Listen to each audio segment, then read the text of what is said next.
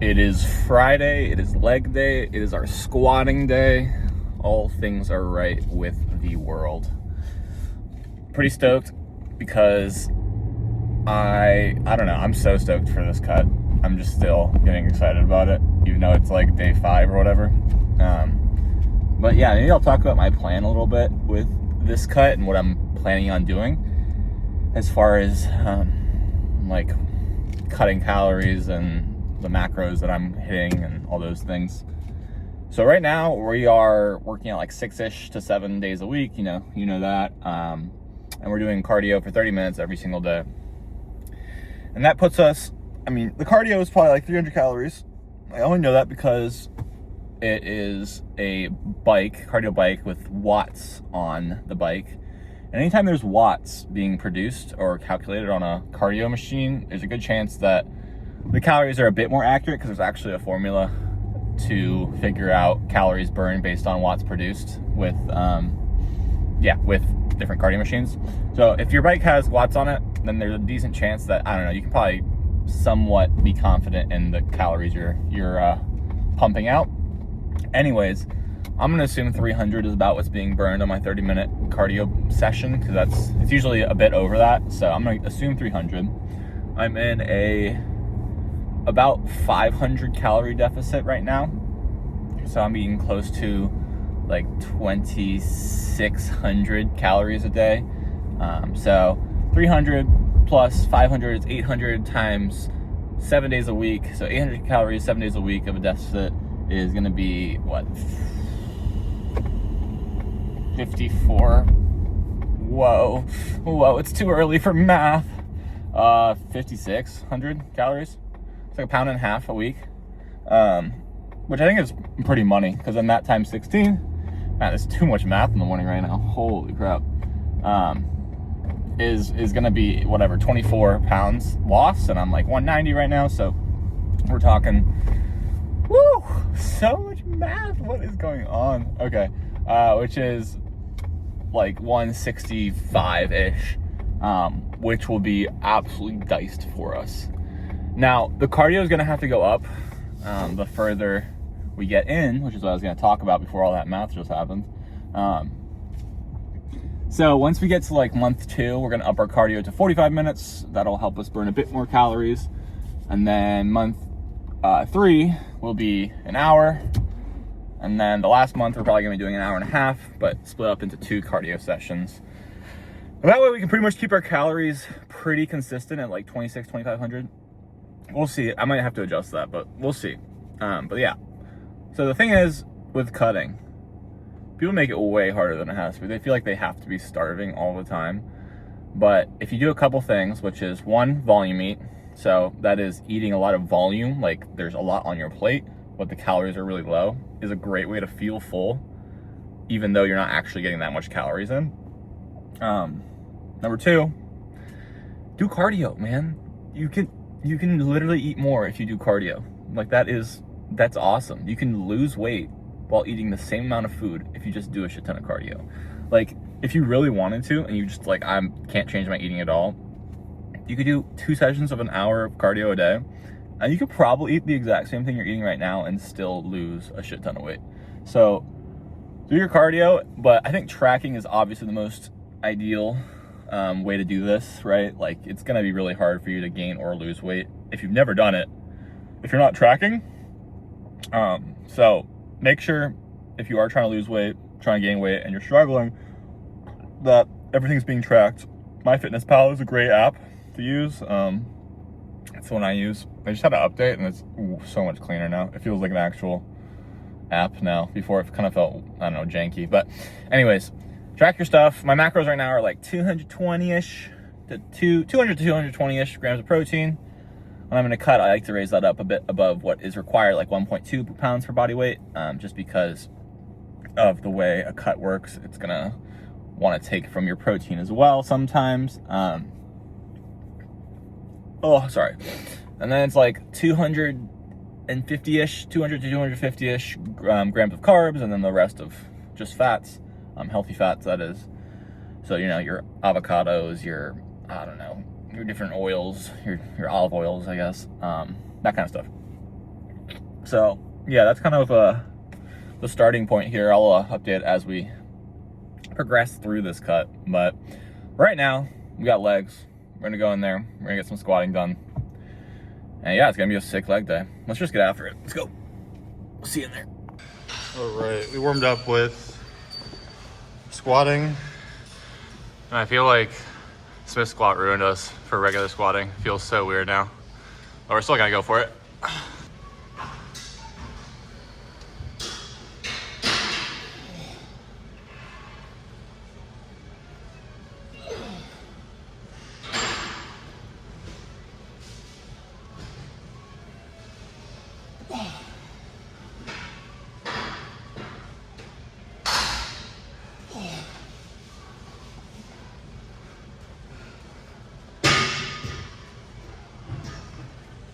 Oh, God.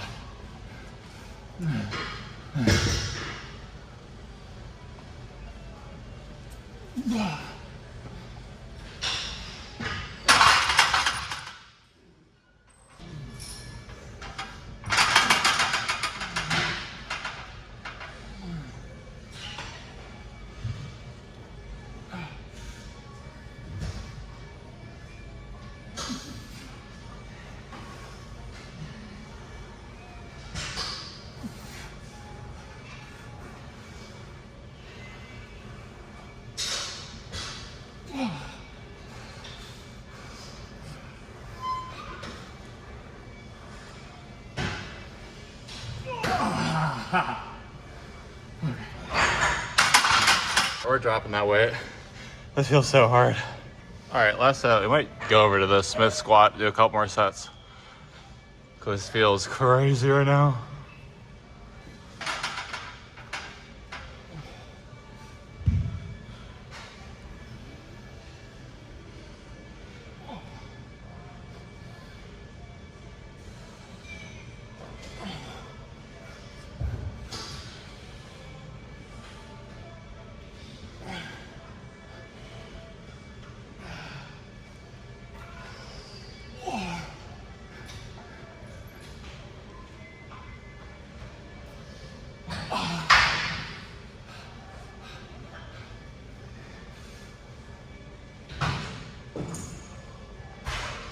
Okay.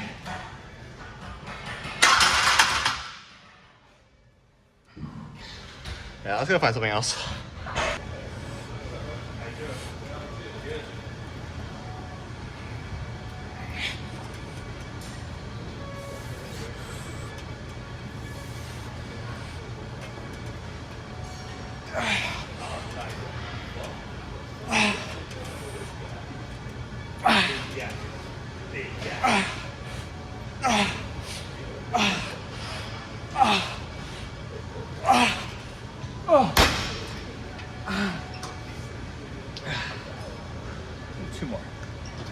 Two more of those. They're feeling pretty good.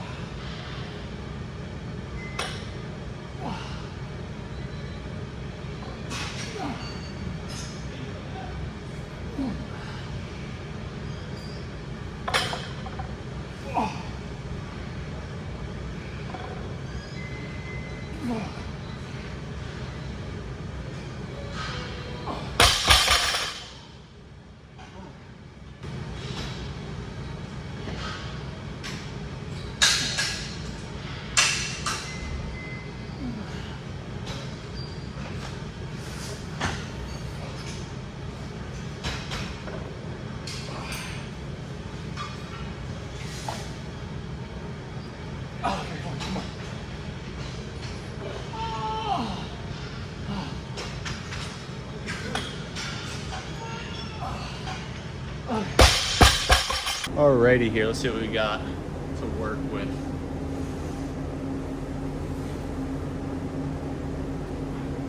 Starting to come together. Remember, it's only a week of dieting.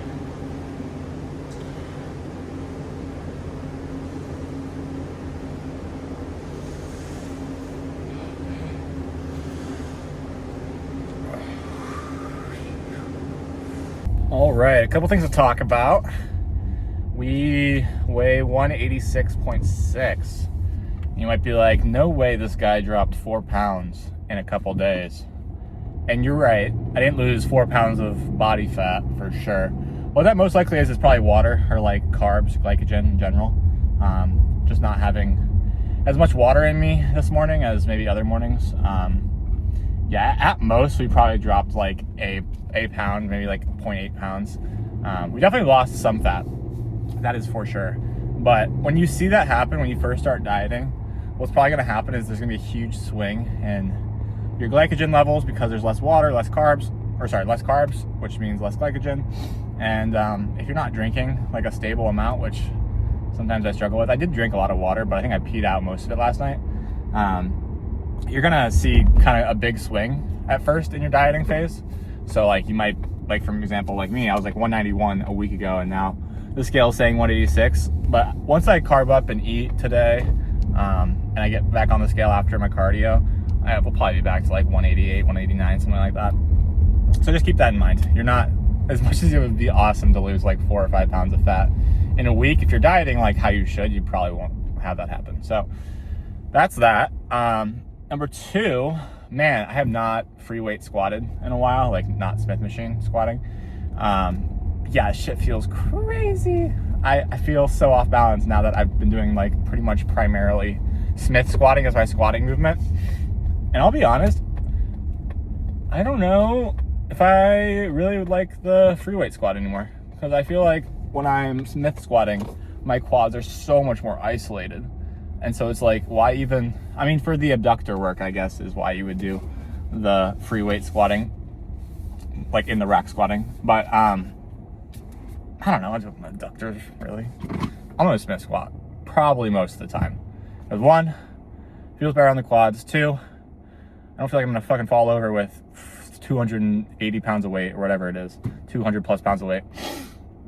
And 3, it just feels better on my like hip flexors. I was noticing my hip flexors get really tight when I was squatting. Again, it's probably just because I haven't done it in a while, but just some thoughts I've been having. Like I'm still gonna do the squat motion with the Smith, but I might be giving up squatting for a while here, at least until I'm done bodybuilding. We'll see. That's a bold statement, but yeah, besides that, everything else went really well. I'm starting to see some definition, if you will, in my legs, which is exciting.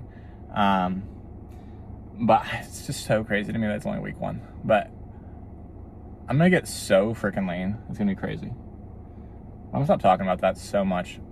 But the breakfast has been pretty consistent. The lunches have changed slightly, and the dinners have been pretty much either chicken or ground beef with some sort of rice or carb. But yeah, it's really easy to diet if you just meal prep. So highly recommend on Sunday before your week starts, meal prep every single lunch for that week. Eat the same thing every single day. And yeah, it becomes easy. If you can't do that, that makes it harder, but you can still do it. Like you still just got to track everything. It's crazy because I think a lot of it, for a lot of people, they just want to lose like, I don't know, let's say 10 pounds. That's 3 months of just being slightly locked in. Like not slightly, I'll say very locked in, right? Like if you just track for 3 months, that's 90 days. That is a 1% of your life. That is such a small percentage of your entire life. You could change your life by losing 10 pounds, 15 pounds in 3 months. So for those of you that are like, oh, I want to do it, I've been wanting to do it, but I just don't want to do all the tracking, just do it. Just try it for a week. See the dopamine spikes you're hitting from getting a little bit of weight off, and just keep going. And if you don't feel like you can do 3 months, just do tomorrow. Just do the next day. Just try again the next day. Like, if you can't do 3 months in your head, do today. And then do today again. And then do today again. What I'm trying to say is, don't think about it being a 3 month long journey. Think about it being, I'm going to fight today and I'm going to win today. because that's what it's really all about. It's not about seeing the whole picture and trying to process all, like doing all of that means in 3 months. It's about right here, right now, can you do it? And that answer is always going to be yes, because it is pure willpower. But yeah, that's enough about that. It's Friday.